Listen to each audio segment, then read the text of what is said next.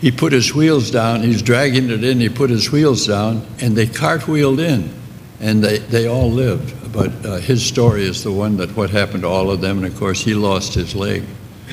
What am I ranting on about? Where am I going with this?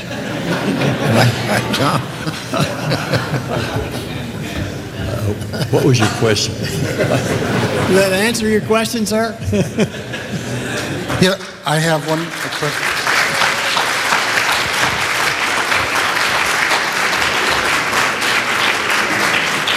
Man in the rear has one.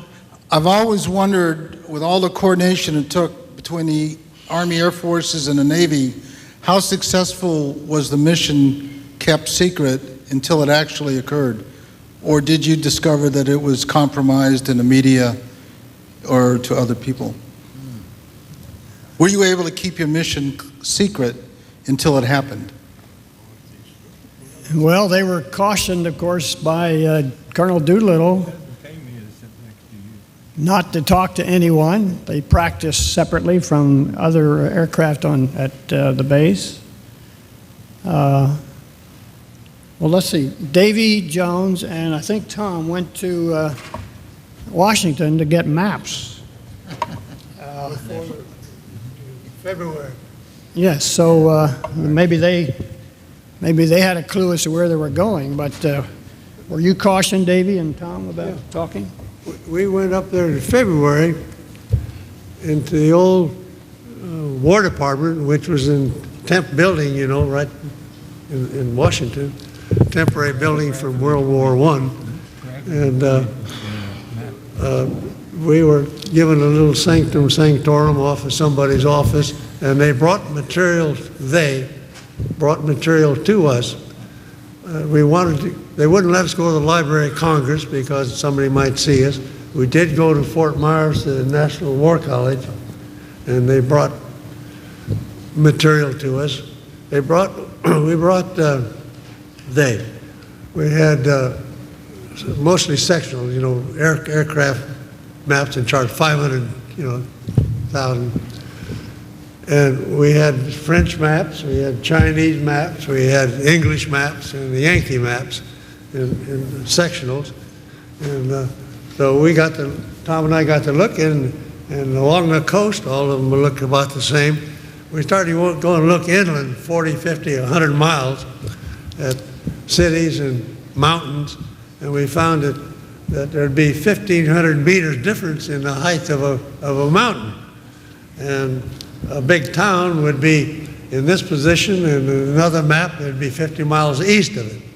And we couldn't find any correlation, and we finally settled on, I've forgotten, French, I don't remember, Dick, which one it was. But anyway, it turned out that they didn't have time to reproduce the maps. We had picked this outfit in color, so all we got were black and white. We take outline. So Tom and I sat there in wherever the hell it was, Library of Congress, War College, and we took crayons and we colored about a 150 or 200 mile corridor. Now this is not in Japan. This is for China, and all the way inland. And the powers that be took that and the black and white maps and shipped them to California, and those are the maps we carried on the ship with it. We did have a colored chart with it, but they didn't have time to reproduce them in color. So the two of us had a pretty good idea where we were supposed to go, and the rest of the people got, as you all know, got the message on the first day of April when we passed under the Golden Gate Bridge, and the captain announced that we were bound for Tokyo, and that's the first official word that the Navy and that we had had. I guess the old man knew, obviously, and that was much jubilation. Yeah. Did you mention, Davy, that they had industrial and military targets, the exact location, yes, so yes. Everybody was assigned a specific target. Yeah, exactly right. Yeah, Ford Motor Company. Boss said we can have one more question.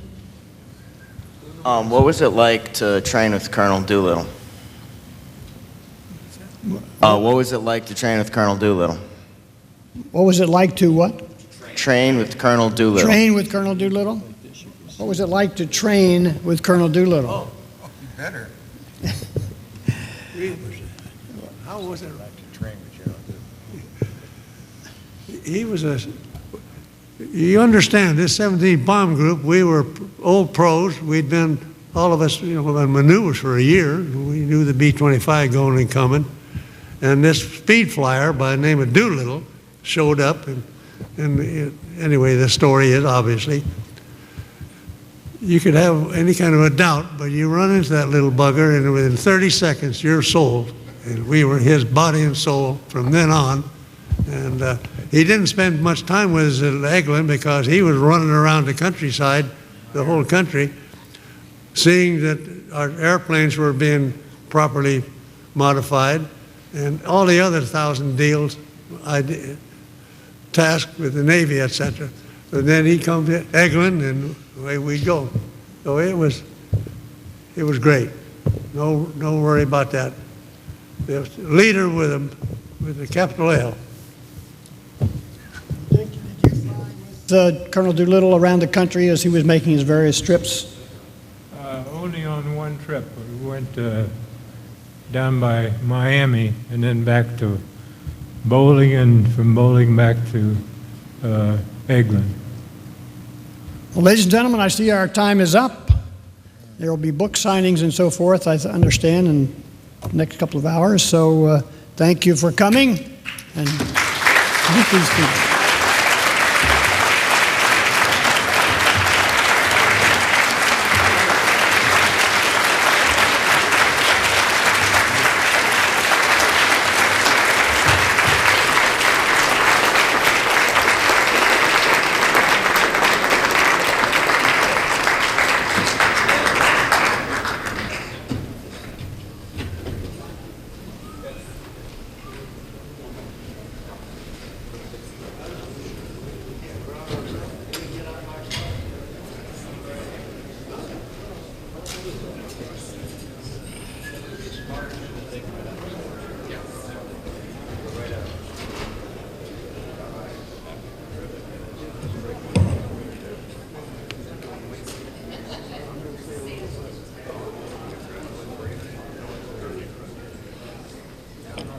What a thrill to have the Doolittle Raiders with us today.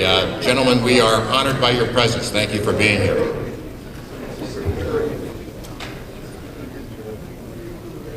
I should point out that we're also honored to have General Doolittle's son, Colonel John Doolittle, here as well, and his granddaughter, Jonna.